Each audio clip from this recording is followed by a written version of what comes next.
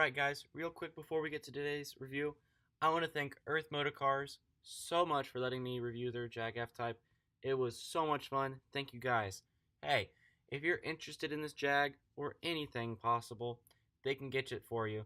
The link to Earth Motor Cars is in the description of this video below. Now, let's get to today's review. Welcome back to Crash Cars, everybody. Here we have today with us a gorgeous 2014 Jaguar F-Type S. Now, what are we gonna do? Well, like always, on Crash Cars, we're gonna review it. And that includes an exterior, interior, startup, and driving review. Like I said, today we have with us the Jag F-Type S 2014 year model.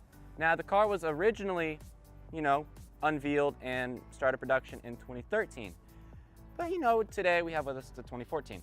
So what did they come out with in the 2014? They actually had 3 engines in this model. They had the V6, the V6S, and the V8S. Today we have the V8S. Now, this car, what is it really? What is the Jag F-Type? Well, it is honestly just a shortened version of the XK. And they are both 2-seater, 2-door sports cars. Now, both of those cars actually have huge homage to the Jag E-Type that I guarantee you, or guess, I might be wrong, who knows, has absolutely loved the E-Type. If you guys know what I'm talking about, of course you do.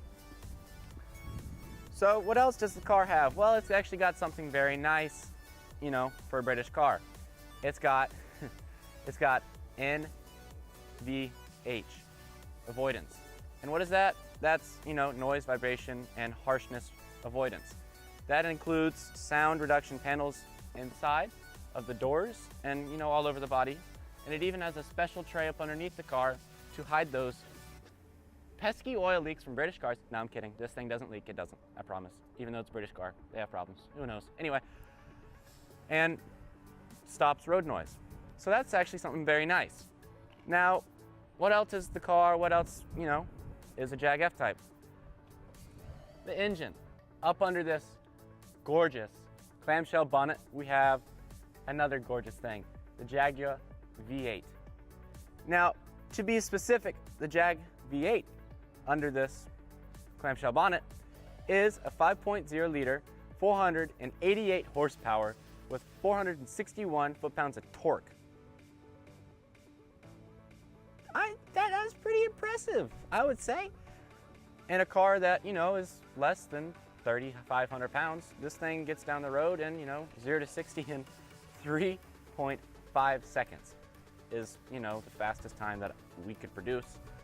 And a top speed of just around 180 miles an hour. Now, we're not gonna sadly, be getting up to that speed today, even though I'd love to, because who would not want to go 180 miles an hour just on a random day in a Jag F-Type drop top? That'd be just so much fun, wouldn't it? Anywho, this is the engine. It's gorgeous, right? So I've talked about that, talked about this gorgeous outside. Let's hop inside and talk about that gorgeous interior.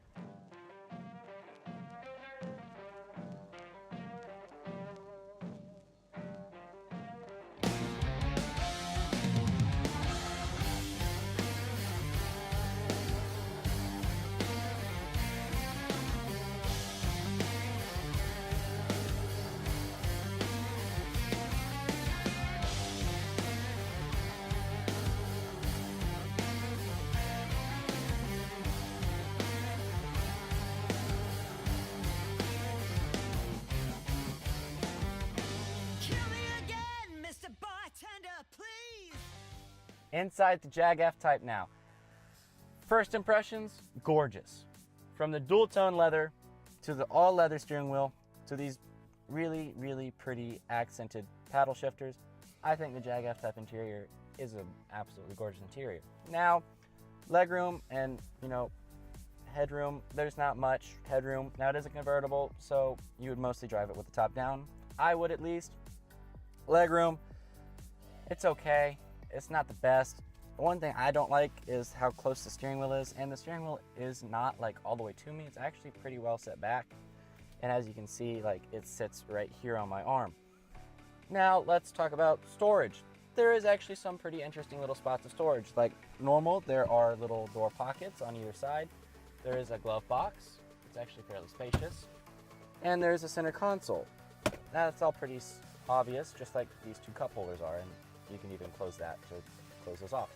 One little cool spot is right here. Now it is little, but it is a pretty little neat spot, and it even has a little elastic strap right here. I guess you could, if you really wanted to hide your phone, you could put it right there. But that's basically storage. There's nothing behind the seats at all. And then the trunk is also very tiny. It is a convertible, so that kind of gets full from that. Anyway, what else? Where are all these buttons? Well, down here, I know you guys can't really see that well, but it is kind of a driver-oriented car, so they kind of shut off the passenger over into the little area, and the driver has everything. Anywho, these buttons are ACs and controlling the infotainment system, along with your cautions, your start-stop button, the gear shift, the traction modes, exhaust, and all your fun little gadgets right here, along with the volume button. On the steering wheel, you have your cruise control on the right side and your infotainment, phone, all that stuff on the left side, which I actually find to be reversed. But it is a British car, so you know everything is reversed, because if you were to take the steering wheel, put it over there, it would make sense. Kind of a cool little tidbit, right? And then your seat settings are all right here on the door, and that's kind of it. Now, there is something else I wanted to show you guys. It is the drop top, the convertible roof, and let's hop outside. I'm gonna show you guys that. Yeah, like all convertibles, it's really cool, but this one is literally a single piece of fabric. Now, isn't that cool? So it makes it really easy to put up, really quick, and I think the car still looks sexy with it. So, there is the convertible top going up. And going down, it's about the same speed. Back inside now, as you guys saw, the convertible top is actually, pretty fast. It's really cool that it's one piece of fabric and makes it really nice and small. Anywho, like I said, there isn't much to talk about in here. There are just a couple cool things, I do have to say, like I said about the cool the dual tone paddle shifters. And then the AC system up here actually raises up, kind of like an Aston Martin's infotainment system opens up when the car turns on. The little vents open up and it increases the airflow. With airflow, you got two vents right there and right there as well. So that's really it to talk about. On the interior, the infotainment system is not much to talk about, nothing special. It is kind of a little bit confusing to learn, but once you get it, just like all infotainment systems. But another thing, I want to take you guys out back, and obviously there's going to be an exhaust startup and all that back there. So real quick, to the back, and then back in here for a wonderful drive.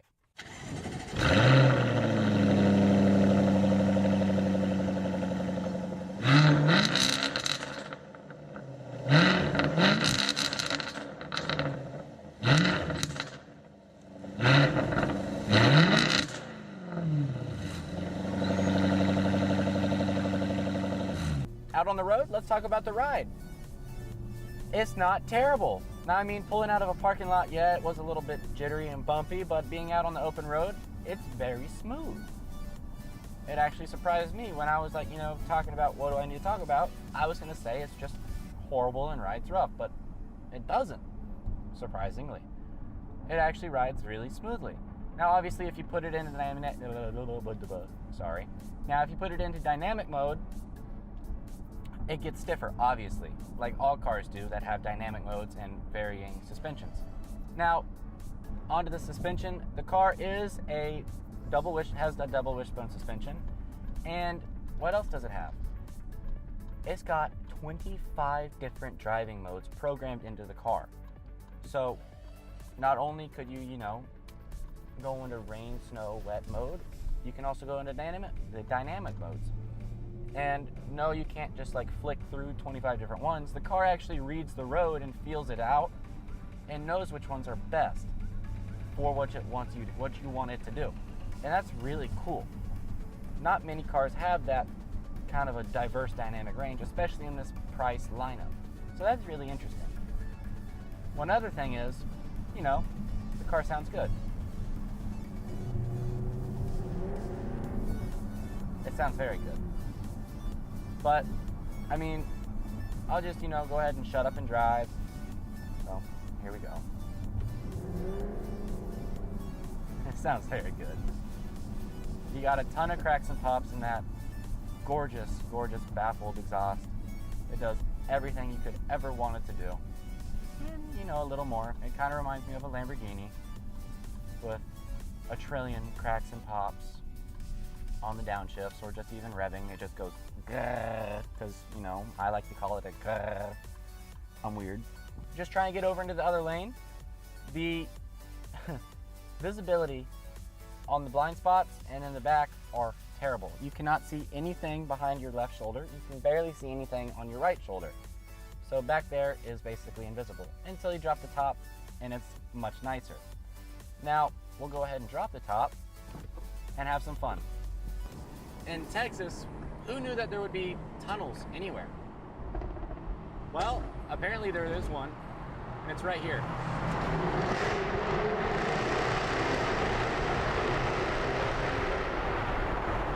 Woo! This thing sounds good, right?